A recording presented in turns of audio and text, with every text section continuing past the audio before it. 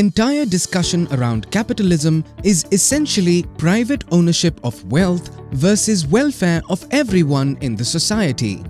In the words of J.M. Keynes, capitalism is the extraordinary belief that the nastiest of men, for the nastiest of motives, will somehow work for the benefit of all. Very often, capitalism is spoken like a cuss word, especially in societies that are relatively poor.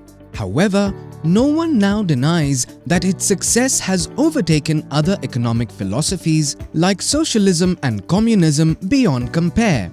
Then why this contradiction?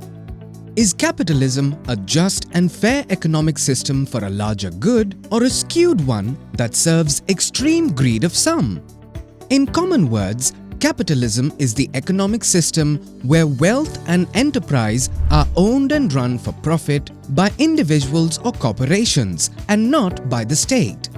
The element of profit being the supreme driver of capitalism, this system has evolved through time from being extremely unfair to modern-day system of market economy that works for the well-being of most. Now let's understand the philosophy behind capitalism. 1. It's the closest to the nature of life. In life, all individuals are unique in terms of their physical, mental, emotional, and spiritual makeup. It is our common experience that life rewards people according to their talents, aptitudes, abilities, and efforts in the form of money, power, or recognition. Capitalism thus respects the way life is. 2. It responds to reason and logic. Just as life responds to reason in the form of cause and effect, like the dictum, "As we sow, so shall we reap," capitalism respects individual efforts, initiatives, and merits and tends to reward them and vice versa. 3. It respects rights of individuals.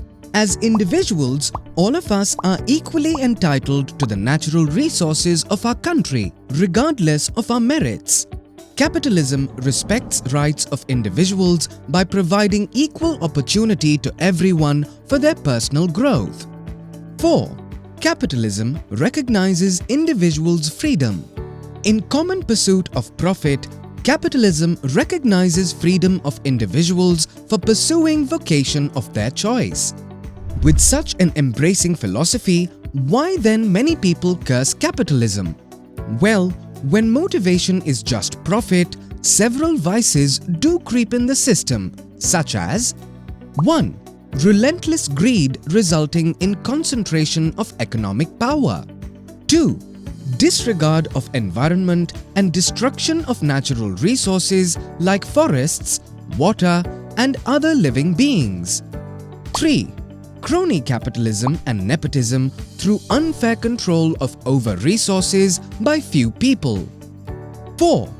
Disregard of fundamental rights of underprivileged by the powerful. Yes, these shortcomings are indeed unpardonable, but is there any remedy? Fortunately, yes. A successful capitalistic society needs to ride on a suitable political system that can hold its philosophy on the ground. It's not without reason, therefore, that successful models of capitalism happen to be in the world's prominent democracies. A well-functioning democracy can successfully control vices of a capitalistic system in the following way. 1. By its nature, democracy looks after interests of its majority population. 2.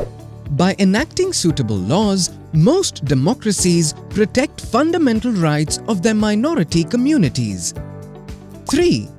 Natural resources such as waterways, air paths, airwaves, and minerals are suitably regulated through public authorities whose power rests with people at large.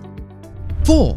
Social infrastructure such as roads, city development, and education are developed using revenues from taxing the profits. 5. Democratic constitutions usually guarantee fundamental rights and freedom to individuals. 6. Massive spending on care of disadvantaged sections of the society such as disabled, poor and the elderly brings about social equity.